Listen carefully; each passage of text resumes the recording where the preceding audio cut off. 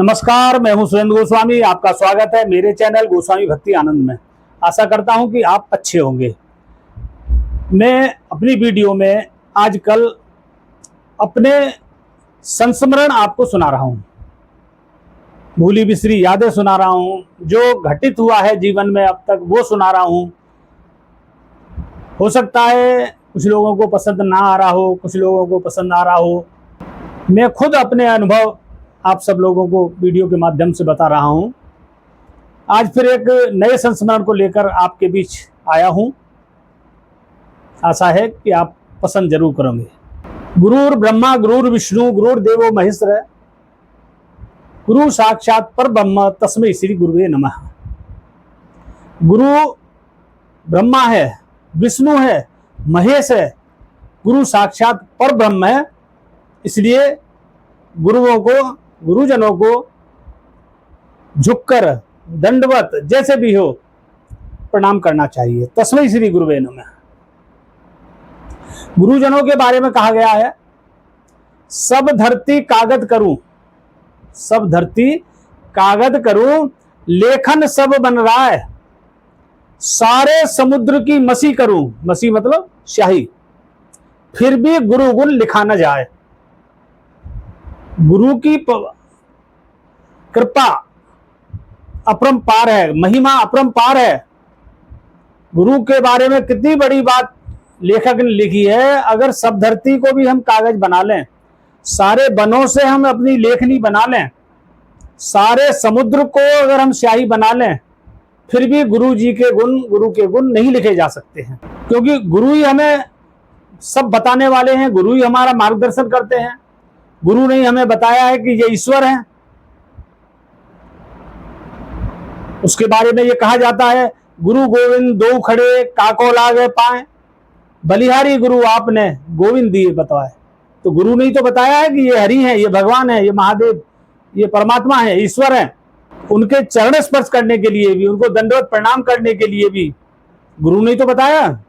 गुरु वही नहीं जो हमें हमारे धर्म गुरु होते हैं या हम जिनसे दीक्षा लेते हैं।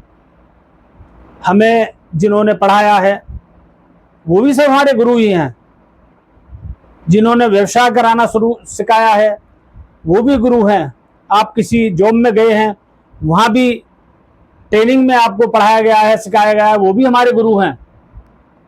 दत्तात्रेय भगवान जी ने 24 गुरु बनाए थे, जिससे जो सीखने को मिला उनको ही अपना गुरु माना उन्होंने। उसमें सर्प भी है, कौवा भी है। तो खाली धर्मगुरु ही हमारे गुरु नहीं है, बाकी सारे क्षेत्र में हमें रास्ता दिखाने वाले, मार्ग दिखाने वाले, हमें अच्छे बुरे की पहचान बताने वाले, हमारी कार्य प्रणाली को सही तरीके से करना सिखाने वाले, ये सब हमारे गुरु हैं। आज आपको एक अपना कक्षा 5 का एक संस्मरण सुनाता हूं। मैं ज्वालापुर, जो कि हरिद्वार से लगा हुआ है, कक्षा 5 में वहां पढ़ता था। कक्षा 3 तक मैं सहारनपुर पढ़ा, कक्षा 6 तक मैं ज्वालापुर में पढ़ा। तो जो प्राइमरी स्कूल था जिसमें मैंने कक्षा 3-4 में एडमिशन लिया था, उसमें एक हेडमास्टर जी थे, मुल्तान सिंह, ठाकुर मुल्तान सिंह। और जिस तरह से पुराने गुरु होते थे, अध्यापक होते थे, धोती कुर्ता, भारतीय परिधान, धोती कुर्ता, जवाहर कट, टोपी, बड़ी बड़ी मूछ थी उनकी। मेरे पिताजी पुलिस में वहां पोस्टेड थे ज्वालापुर। तो उनकी विशेषता ये रही कि मैं जहां भी पढ़ा, चाहे प्राइमरी स्कूल में या फिर जूनियर में या इंटर कॉलेज में या और, तो वो वहां जाकर स्पेशल मिलके आते थे हेडमास्टर से, प्रिंसिपल से, कि इसका ख्याल रखना। मुझे साथ लेकर जाते थे कि मैं वहां पोस्टेड हूँ पुलिस में, और ये यहाँ बच्चे गांव में रहते हैं, अकेले रहते हैं, या शहर में भी रही तो भी ख्याल रखना। अब आप सोचेंगे कि भाई कितनी अच्छी बात है, ख्याल रखने की कह के आए हैं। लेकिन ख्याल रखना उनका ये नहीं कि मेरे बच्चे को मतलब एक ना पढ़े तो भी मतलब कुछ नहीं कहना। उनका मतलब ये था अच्छे से डंडा घुमा लेना, फिर लेना डंडा, और यही होता था।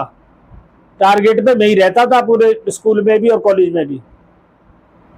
इंटर कॉलेज में भी जहां तक गए थे, प्रिंसिपल साहब ने मुझे देखा जैसे ही, यहाँ कैसे खड़े हो, ड्रेस कहाँ तुम्हारी, ये बाल कैसे बढ़ रहे हैं। मतलब एक अभिभावक का रोल हमारे जो गुरुजन थे उन्होंने निभाया है।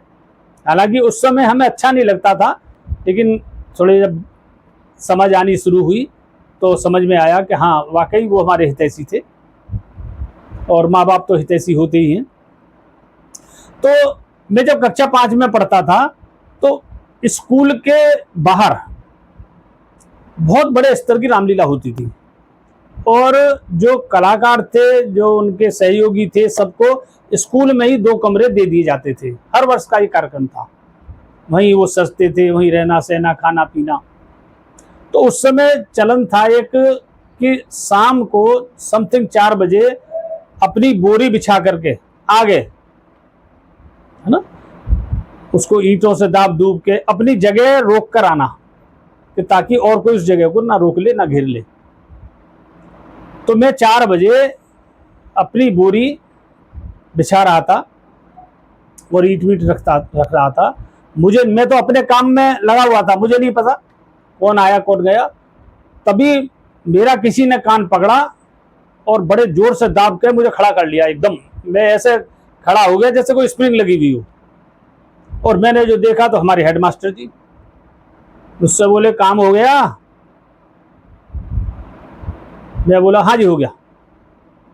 वहां मेरे घर से मेरा विद्यालय 1 किलोमीटर होगा, समथिंग 800 हो सकता, 900 हो सकता, लगभग 1 किलोमीटर मुझे अंदाजा है।